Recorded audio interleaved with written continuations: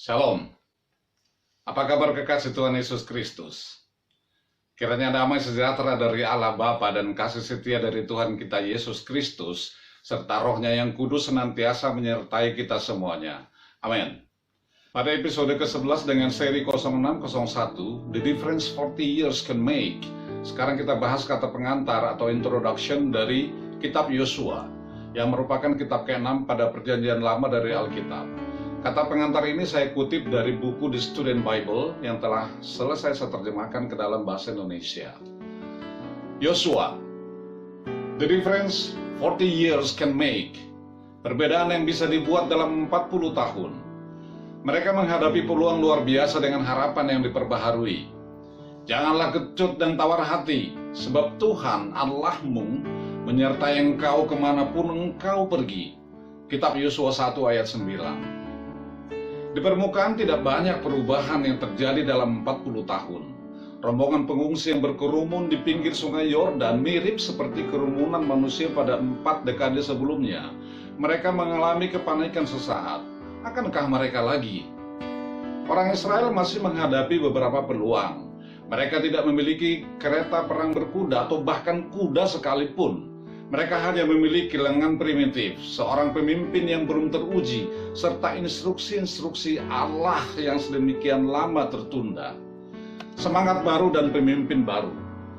Namun dalam pengertian lain, segala sesuatu telah berubah.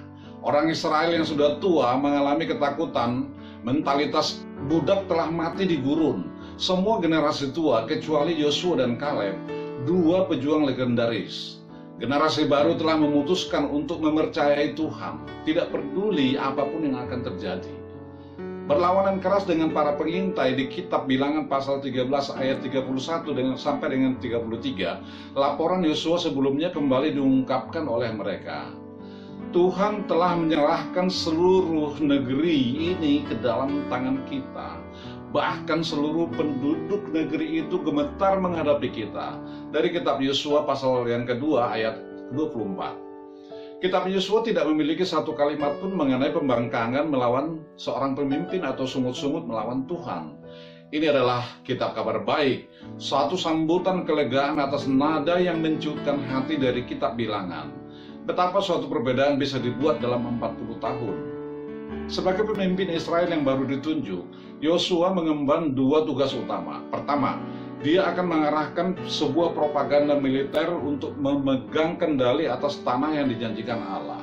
Yang kedua, dia akan membagi-bagikan tanah yang dikuasai itu di antara suku-suku Israel. Belajar mentaati perintah-perintah. Sekali waktu di Kanaan, orang Israel mematuhi perintah-perintah Allah secara tepat. Bahkan ketika melakukan hal-hal yang memaksakan iman mereka kepada batas-batas yang baru. Penduduk Yeriko telah menutup diri mereka di balik tembok-tembok batu, menanti serangan dari orang Israel yang justru ketakutan. Tetapi bagaimana orang Israel menghabiskan tahun pertamanya di Kanaan? Mereka membangun sebuah monumen bagi Allah, menyelenggarakan ritual penyunatan, dan mengadakan perayaan Paskah. Tak ada tentara penakluk pernah berperilaku seperti itu. Segala sesuatunya di kitab Yosua memperlihatkan bahwa Tuhan benar-benar terlibat. Meliputi suatu periode kira-kira 7 tahun, 24 pasal kitab Yosua memuat beberapa kalimat saja untuk propaganda militer. Lihat pasal-pasal 10 dan 11.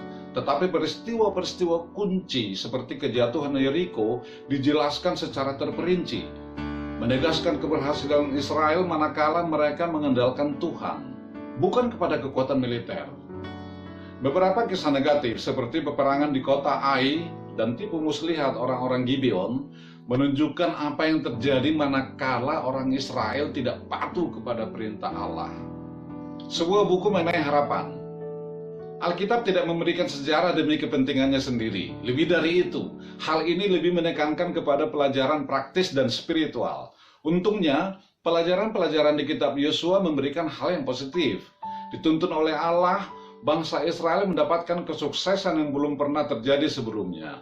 Faktanya, kitab ini menyimpulkan bahwa, tanda kutip, dari segala yang baik yang dijanjikan Tuhan kepada kaum Israel, tidak ada yang tidak dipenuhi, semuanya terpenuhi.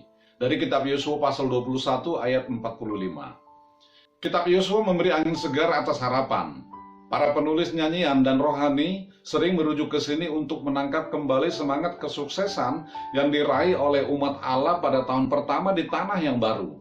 Ini dapat terjadi karena manusia dapat mengikuti Allah. Kitab Yosua menunjukkan caranya. Bagaimana membaca kitab Yosua?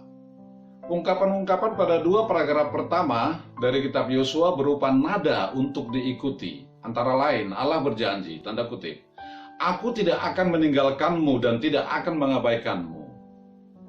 Aku akan memberimu setiap tempat di mana engkau menginjakkan kakimu." Berhati-hatilah mematuhi semua perintah yang disampaikan oleh hambaku Musa kepadamu, yang akan membawa kesuksesan kemanapun engkau pergi. Seringkali umat Israel diberikan contoh-contoh tentang apa yang tidak boleh dilakukan. Kitab-kitab Keluaran, Bilangan, Ulangan telah memberikan berbagai contoh negatif serta berbagai kitab sejarah untuk diikuti yang akan menjelaskan lebih lanjut mengenai kesalahan-kesalahan dalam rincian yang suram. Tetapi Perjanjian Lama telah menawarkan sejumlah titik terang pengharapan. Kitab Yosua adalah salah satunya.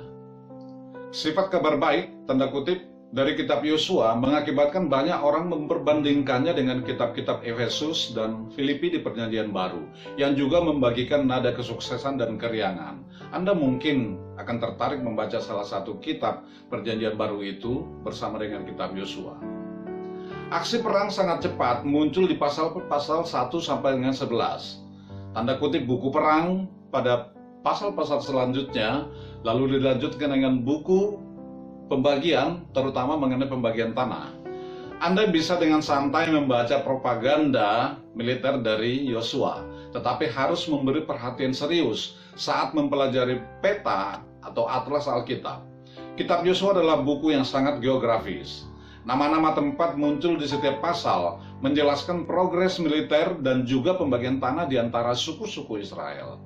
Saat membaca kitab Yosua, simpan 2 tema utama di benak Anda: kepemimpinan Yosua dan keterlibatan Allah di dalam sejarah. Pelajari kehidupan Yosua sebagai contoh kepemimpinan. Apa yang menjadi alasan-alasan di balik berbagai kesalahannya seperti tercatat pada pasal-pasal 7 dan 9. Anda juga mungkin akan merujuk kepada latar belakang pesan-pesan pada kehidupannya di kitab Keluaran pasal 17, pasal 24, pasal 32, dan pasal 33, serta di kitab Bilangan pasal 11, pasal 13, dan pasal 26. Pelajaran apa yang dipelajari Yosua dari berbagai peristiwa kunci tersebut? Salam. Saya Andi Parman Tambunan menyampaikan terima kasih Anda telah menyaksikan edisi YouTube dari Allah Perkasa Televisi Channel. Jika Anda berkenan, mohon Anda like, share, subscribe, dan tekan tanda lonceng agar Anda tetap terupdate dengan edisi-edisi selanjutnya dari Allah Perkasa Televisi Channel. Dan saya juga mengucapkan terima kasih kepada Anda yang telah memesan merchandise kaos seperti yang saya kenakan sebelumnya seperti sekarang ini. Seperti saya sudah jelaskan pada beberapa episode sebelumnya, saya akan mengenakan merchandise kaos yang selalu berbeda pada setiap episode. Kali ini saya mengenakan kaos bertuliskan I will never leave you nor forsake you, atau aku tidak akan membiarkan engkau dan tidak akan meninggalkan engkau, yang saya kutip dari kitab Yosua pasal 1 ayat yang kelima. Silakan Anda pesan dengan cara yang tertera di layar Anda. Anda bisa mentransfer dana sebesar jumlah kaos dikalikan 120.000, dan Anda bayar sendiri ongkos kirimnya setelah barang tiba di tempat Anda. Dengan memesan merchandise kaos, Anda sudah turut berkontribusi aktif untuk mendukung proyek pelayanan ini. Terima kasih. Tuhan Yesus memberkati kita semuanya.